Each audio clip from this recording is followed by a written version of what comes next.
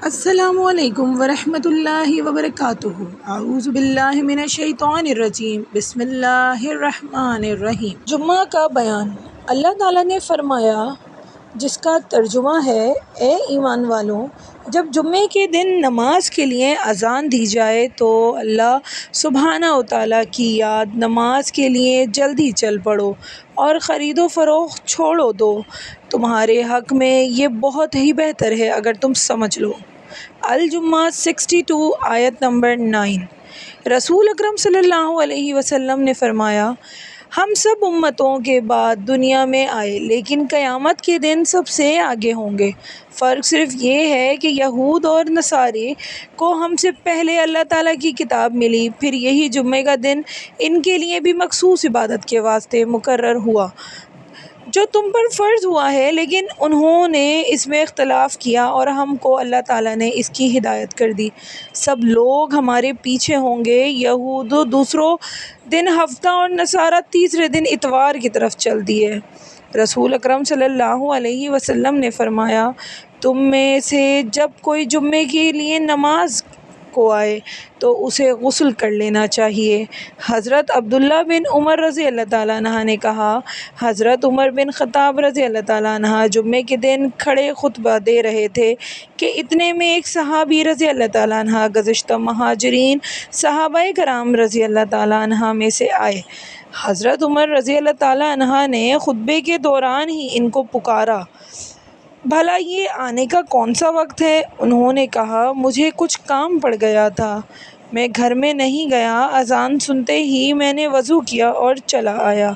حضرت عمر رضی اللہ تعالیٰ عنہ نے کہا، اچھا یہ کہتے ہو کہ تم نے صرف وضو ہی کی پر اکتفا کی، حالانکہ تم کو معلوم ہے کہ آپ صلی اللہ علیہ وسلم جمعے کے دن غسل کا حکم دیتے تھے۔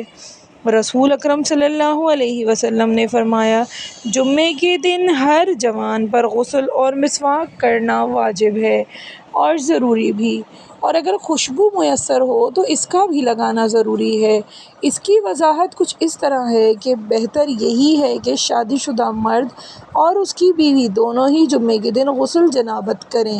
رسول اکرم صلی اللہ علیہ وسلم نے فرمایا، جو کوئی جمعے کے دن جنابت کا غسل کرے پھر نماز جمعہ ادا کرے تو گویا اس نے ایک اونٹ کی قربانی کی، اور جو اس کے بعد دوسری گھڑی میں چلے تو گویا اس نے ایک گائے قربان کی، اور جو تیسری گھڑی میں چلے تو گویا اس نے ایک سینگوں والا مینڈھا قربان کیا، اور جو کوئی چوتھی گھڑی میں چلے تو گویا اس نے ایک مرغی قربان کی، اور جو کوئی پانچویں گھڑی میں چلے تو گویا اس نے ایک انڈا اللہ تعالیٰ کی راہ میں دیا۔ پھر جب امام خطبہ کے لیے کھڑے ہو جائے تو یہ حاضری لکھنے والے فرشتے بھی مسجد میں آ جاتے ہیں اور خطبہ سنتے ہیں۔ اس کی وضاحت کچھ اس طرح ہے کہ نماز جمعہ کے لیے مسجد جلدی جانا چاہیے۔ کوشش کریں کہ سورہ کہف مسجد میں جا کر اذان سے پہلے پڑھ لیں۔ سورہ کہف جمعے کے دن پڑھنا بہت زیادہ ثواب اور مسنون عمل ہے۔ ہمارے پیارے نبی کریم صلی اللہ علیہ وسلم نے فرمایا، جو آدمی جمعے کے دن غسل کرے اور جہاں تک صفائی کر سکتا ہے صفائی کرے، غیر ضروری بال صاف کرے، ناخن کاٹے اور اپنے گھر میں دستیاب تیل لگائے یا اپنے گھر کی خوشبو میں سے خوشبو لگا لے، پھر نماز جمعہ کے لیے نکلے، مسجد میں آئے، دو آدمیوں کے درمیان میں نہ گھسے، پھر جتنی نماز اس کے مقدر میں ہے وہ پڑھے، جب امام خطبہ دینے لگے تو خاموشی کے ساتھ سنتا رہے، تو اس کے گزشتہ جمعہ سے لے کر اس جمعے تک کے تمام گناہ معاف ہو جاتے ہیں۔ نبی کریم صلی اللہ علیہ وسلم جمعے کے دن صبح کی نماز میں زیادہ تر سورہ سجدہ 32 اور سورہ دہر 76 پڑھتے تھے۔ حضرت انس رضی اللہ تعالیٰ عنہ نے کہا کہ رسول اکرم صلی اللہ علیہ وسلم سورج ڈھلتے ہی نماز جمعہ ادا کر لیتے تھے۔ اس کی وضاحت کچھ اس طرح ہے کہ ظہر اور جمعے کی نماز زوال آفتاب کے بعد پڑھی جا سکتی ہے۔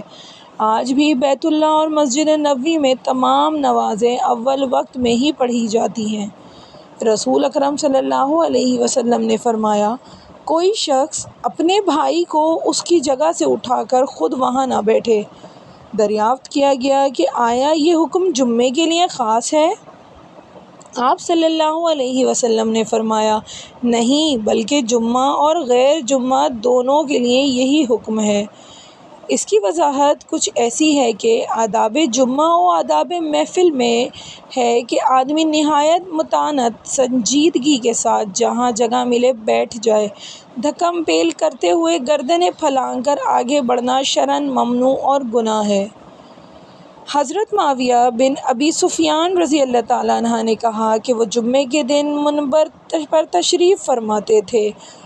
مؤذن نے اذان دی۔ جب مؤذن نے اللہ اکبر کہا تو حضرت معاویہ رضی اللہ تعالیٰ عنہ نے بھی اللہ اکبر کہا۔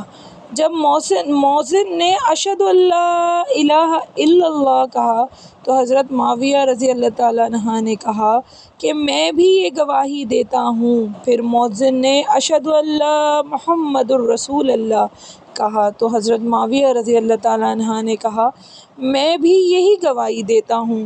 پھر جب اذان ختم ہو گئی تو حضرت معاویہ رضی اللہ تعالیٰ عنہ نے کہا اے لوگوں، میں نے رسول اکرم صلی اللہ علیہ وسلم سے اسی مقام پر سنا تھا کہ جب مؤذن اذان دیتا تو آپ صلی اللہ علیہ وسلم بھی وہی فرماتے تھے جو تم نے مجھے کہتے ہوئے سنا۔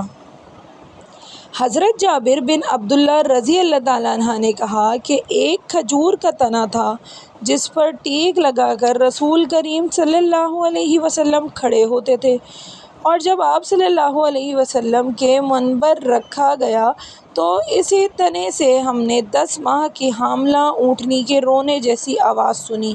آخر رسول اکرم صلی اللہ علیہ وسلم منبر سے اترے اور اسی تنے پر اپنا دست مبارک رکھا۔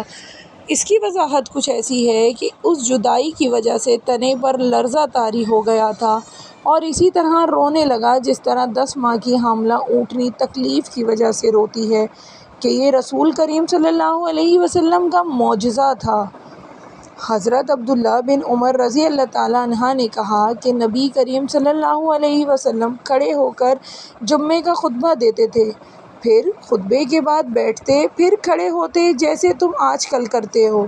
جمعے کے دن ایک آدمی اس وقت آیا جب نبی کریم صلی اللہ علیہ وسلم خطبہ ارشاد فرما رہے تھے۔ آپ صلی اللہ علیہ وسلم نے پوچھا اے آدمی، کیا تم نے نماز سنتیں پڑھ لی ہیں؟ اس نے کہا کہ نہیں۔ آپ صلی اللہ علیہ وسلم نے فرمایا اچھا اٹھو اور 2 رکعت نماز پڑھو۔ اس کی وضاحت کچھ یہ ہے، مسجد کا حق ہے کہ بیٹھنے سے پہلے 2 رکعت نماز پڑھ لے، اور اگر جماعت کھڑی ہونے میں 1-2 منٹ ہوں تو ترجیحاً کھڑا رہے۔ رسول اکرم صلی اللہ علیہ وسلم نے فرمایا جب تم نے اپنے ساتھی سے جمعے کے دن یوں کہا چپ رہو اور امام خطبہ دے رہا ہو تو تم نے خود ایک لغو بے جا حرکت کی ہے۔ اس کی وضاحت ایسے ہے کہ دوران خطبہ کسی سے بھی بات نہیں کرنی چاہیے اور نہ ہی اشارے سے جواب دینا چاہیے۔ رسول اکرم صلی اللہ علیہ وسلم نے جمعے کے دن کا ذکر کرتے ہوئے فرماتے ہیں اس دن ایک ایسی گھڑی آتی ہے اگر کوئی مسلمان بندہ اس گھڑی میں کھڑا ہو کر نماز پڑھتے ہوئے اللہ تعالیٰ سے کچھ مانگے تو اللہ تعالیٰ اس کو ضرور عنایت فرماتے ہیں، اور ہاتھ سے اشارہ کر کے آپ صلی اللہ علیہ وسلم نے یہ بتلایا کہ وہ گھڑی تھوڑی سی ہے۔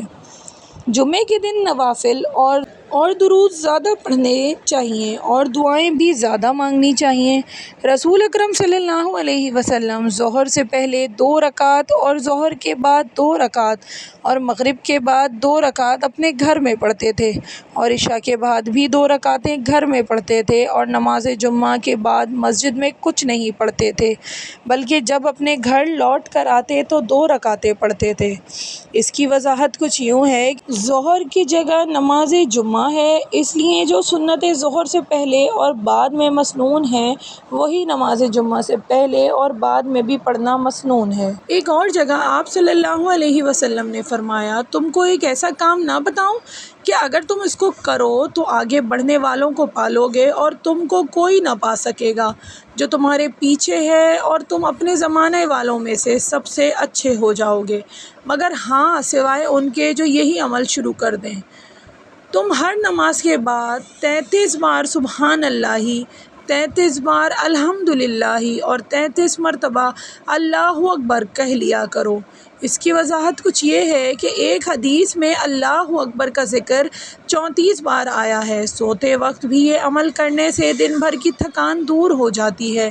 آپ صلی اللہ علیہ وسلم نے حضرت فاطمہ رضی اللہ تعالیٰ عنہ کو یہ عمل تھکان دور کرنے کے لیے بھی بتایا تھا۔ ابو بکر صدیق رضی اللہ تعالیٰ عنہ نے رسول اکرم صلی اللہ علیہ وسلم سے عرض کیا کہ آپ صلی اللہ علیہ وسلم مجھے کوئی ایسی دعا سکھلائیے جس کو میں نماز میں پڑھا کروں، تو آپ صلی اللہ علیہ وسلم نے فرمایا یہ پڑھیے: اللہم انی ظلمت نفسی ظلما کثیرا ولا یغفر الذنوب الا انت فاغفر لی مغفرۃ من عندک وارحمنی انک انت الغفور الرحیم۔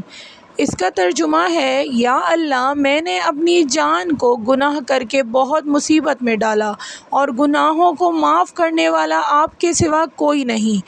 آپ اپنی خاص بخشش سے مجھ کو بخش دیں اور مجھ پر رحم کریں، بے شک آپ بڑے بخشنے والے مہربان ہیں۔